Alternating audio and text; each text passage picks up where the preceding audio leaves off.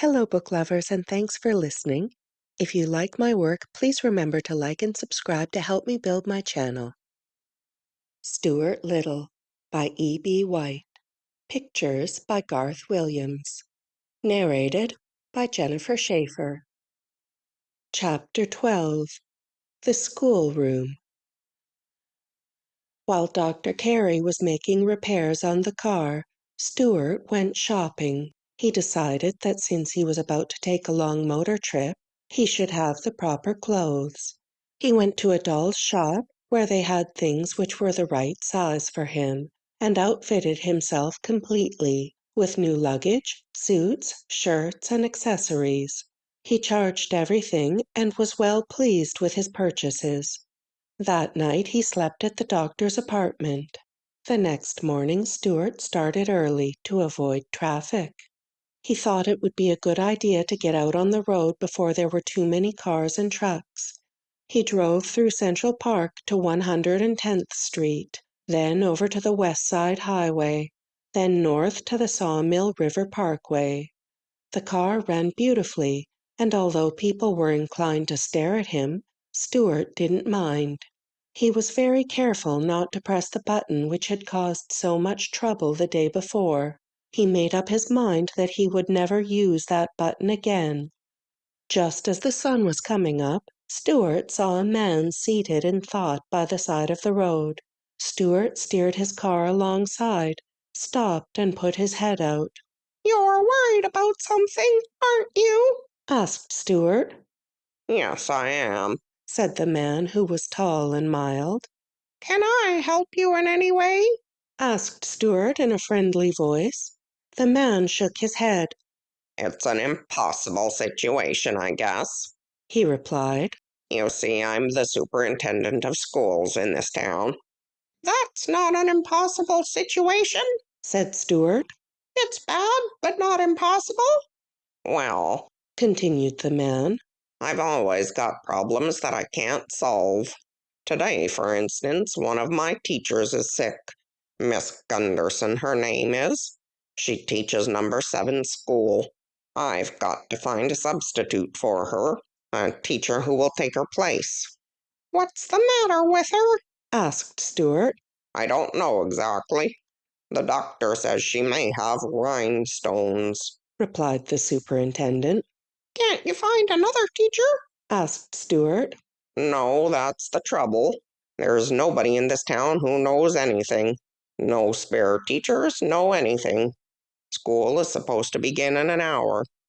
"I will be glad to take Miss Gunderson's place for a day if you would like," suggested Stuart agreeably. The superintendent of schools looked up. "Really?" "Certainly," said Stuart. "Glad to." He opened the door of the little car and stepped out. Walking around to the rear, he opened the baggage compartment and took out his suitcase. "If I'm to conduct a class in a schoolroom, I'd better take off these motoring togs and get into something more suitable," he said. Stuart climbed the bank, went into the bushes, and was back in a few minutes, wearing a pepper and salt jacket, old striped trousers, a Windsor tie, and spectacles. He folded his other clothes and packed them away in the suitcase. "Do you think you can maintain discipline?" asked the superintendent. "Of course I can," replied Stuart. "I'll make the work interesting and the discipline will take care of itself. Don't worry about me." The man thanked him and they shook hands. 9:15, the scholars had gathered in school number 7. When they missed Miss Gunderson and word got round that there would be a substitute, they were delighted.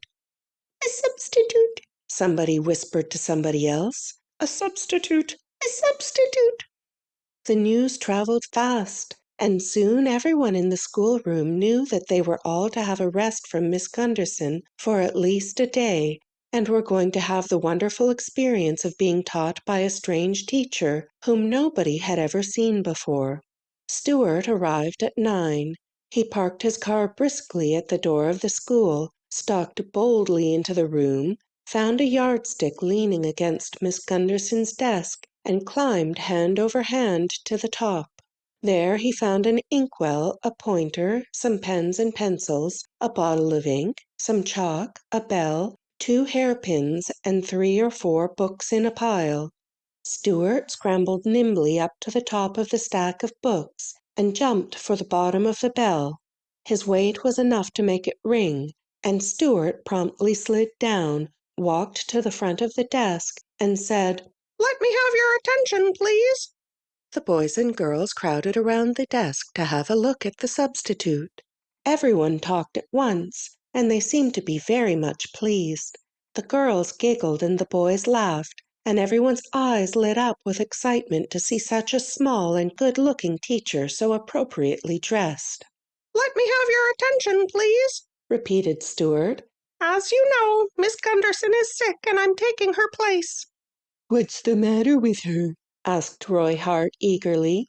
"Vitamin trouble," replied Stuart. "She took vitamin D when she needed A. She took B when she was short of C. And her system became overloaded with riboflavin, thiamine hydrochloride, and even with pyridoxine, the need for which in human nutrition has not been established. Let that be a lesson for all of us." He glared fiercely at the children, and they made no more inquiries about Miss Gunderson. "Everyone will now take his or her seat," commanded Stuart. The pupils filed obediently down the aisles and dropped into their seats, and in a moment there was silence in the classroom. Stuart cleared his throat. Seizing a coat lapel in either hand to make himself look like a professor, Stuart began. "Anybody absent? The scholars shook their heads. Anybody late?" They shook their heads. "Very well," said Stuart. "What's the first subject you usually take up in the morning?" "Arithmetic," shouted the children. "Bother arithmetic!" snapped Stuart. "Let's skip it." There were wild shouts of enthusiasm at this suggestion. Everyone in the class seemed perfectly willing to skip arithmetic for one morning. "What next do you study?" asked Stuart. "Spelling," cried the children. "Well," said Stuart, "a misspelled word is an abomination in the sight of everyone. I consider it a very fine thing to spell words correctly, and I strongly urge every one of you to buy a Webster's Collegiate Dictionary and consult it whenever you are in the slightest doubt. So much for spelling. What's next?" The scholars were just as pleased to be let out of spelling as they were about arithmetic, and they shouted for joy, and everybody looked at everybody else and laughed and waved handkerchiefs and rulers, and some of the boys threw spitballs at some of the girls. Stuart had to climb onto a pile of books again and dive for the bell to restore order. "What's next?" he repeated. "Writing," cried the scholars. "Goodness," said Stuart in disgust. "don't you children know how to write yet?" "Certainly we do," yelled one and all. "So much for that, then," said Stuart. "Social studies comes next," cried Elizabeth Gardner eagerly. "Social studies? Never heard of 'em," said Stuart. "Instead of taking up any special subject this morning, why, wouldn't it be a good idea if we just talked about something?" The scholars glanced around at each other in expectancy. "Could we talk about the way it feels to hold a snake in your hand and then it winds itself around your wrist?" asked Arthur Greenlaw. "We could, but I'd rather not," replied Stuart. "Could we talk about sin and vice?" pleaded Lydia Lacey. "Nope," said Stuart. "Try again." "Could we talk about the fat woman at the circus and she had hair all over her chin?" begged Isidore Feinberg reminiscently. "No," said Stuart. "I'll tell you. Let's talk about the king of the world." He looked all around the room hopefully to see how the children liked that idea. "There isn't any king of the world," said Harry Jameson in disgust. "What's the diff?" said Stuart. "There ought to be one."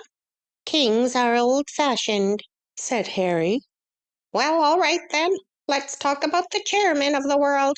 The world gets into a lot of trouble because it has no chairman. I would like to be chairman of the world myself." "You're too small," said Mary Bendix. "Oh, fish feathers," said Stuart. "Size has nothing to do with it. It's temperament and ability that count. The chairman has to have ability and he must know what's important. How many of you know what's important? Up went all the hands. Very good, said Stuart, cocking one leg across the other and shoving his hands in the pockets of his jacket. Henry Rackmeyer, you, tell us what is important. A shaft of sunlight at the end of a dark afternoon, a note in music, and the way the back of a baby's neck smells if its mother keeps it tidy, answered Henry. Correct, said Stuart. Those are the important things. You forgot one thing, though. Mary Bendix. What did Henry Rackmeyer forget? He forgot ice cream with chocolate sauce on it, said Mary quickly. Exactly, said Stuart. Ice cream is important. Well, now, if I'm going to be chairman of the world this morning, we've got to have some rules. Otherwise, it will be too confusing, with everyone running every which way and helping himself to things, and nobody behaving. We've got to have some laws if we're going to play this game. Can anybody suggest any good laws for the world? Albert Fernstrom raised his hand. Don't eat mushrooms, they might be toadstools, suggested Albert. That's not a law, said Stuart. That's merely a bit of friendly advice. Very good advice, Albert, but advice and law are not the same. Law is much more solemn than advice. Law is extremely solemn. Anybody else think of a law for the world? Nix on swiping anything, suggested John Poldowski solemnly. Very good, said Stuart. Good law. Never poison anything but rats, said Anthony Brindisi. That's no good, said Stuart. It's unfair to rats. A law has to be fair to everybody. Anthony looked sulky. But rats are unfair to us, he said. Rats are objectionable. I know they are, said Stuart. But from a rat's point of view, poison is objectionable. A chairman has to see all sides to a problem. Have you got a rat's point of view? asked Anthony. You look a little like a rat. No, replied Stuart. I have more the point of view of a mouse, which is very different. I see things whole. It's obvious to me that rats are underprivileged. They've never been able to get out in the open. Rats don't like the open, said Agnes Baritska. That's because whenever they come out, somebody socks them. Rats might like the open if they were allowed to use it. Any other ideas for laws? Agnes Baritska raised her hand. There ought to be a law against fighting. Impractical, said Stuart. Men like to fight, but you're getting warm, Agnes. No scrapping? asked Agnes timidly. Stuart shook his head. Absolutely no being mean, suggested Mildred Hoffenstein. Very fine law, said Stuart. When I am chairman, anybody who is mean to anybody else is going to catch it. That won't work, remarked Herbert Prendergast. Some people are just naturally mean. Albert Fernstrom is always being mean to me. I'm not saying it'll work, said Stuart. It's a good law and we'll give it a try. We'll give it a try right here and now. Somebody do something mean to somebody. Harry Jameson, you be mean to Catherine Stableford. Wait a minute now. What's that you've got in your hand, Catherine? It's a little tiny pillow stuffed with sweet balsam. Does it say, for you I pine, for you I balsam on it? Yes, said Catherine. Do you love it very much? asked Stuart. Yes, I do, said Catherine. Okay, Harry, grab it. Take it away. Harry ran over to where Catherine sat, grabbed the little pillow from her hand, and ran back to his seat, while Catherine screamed. Now then, said Stuart in a fierce voice. Hold on, my good people, while your chairman consults the book of rules. He pretended to thumb through a book. Here we are, page 492. Absolutely no being mean. Page 560. Nix on swiping anything. Harry Jameson has broken two laws. The law against being mean and the law against swiping. Let's get Harry and set him back before he becomes so mean people will hardly recognize him anymore. Come on! Stuart ran for the yardstick and slid down, like a fireman coming down a pole in a firehouse. He ran towards Harry, and the other children jumped up from their seats and raced up and down the aisles, and crowded around Harry while Stuart demanded that he give up the little pillow. Harry looked frightened, although he knew it was just a test. He gave Catherine the pillow. There, it worked pretty well, said Stuart. No being mean is a perfectly good law. He wiped his face with his handkerchief, for he was quite warm from the exertion of being chairman of the world. It had taken more running and leaping and sliding than he had imagined. Catherine was very much pleased to have her pillow back.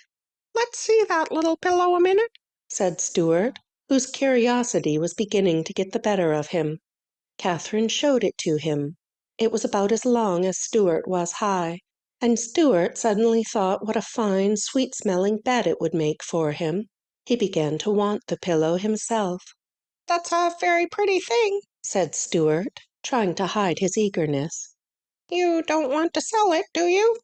Oh, no, replied Catherine. It was a present to me.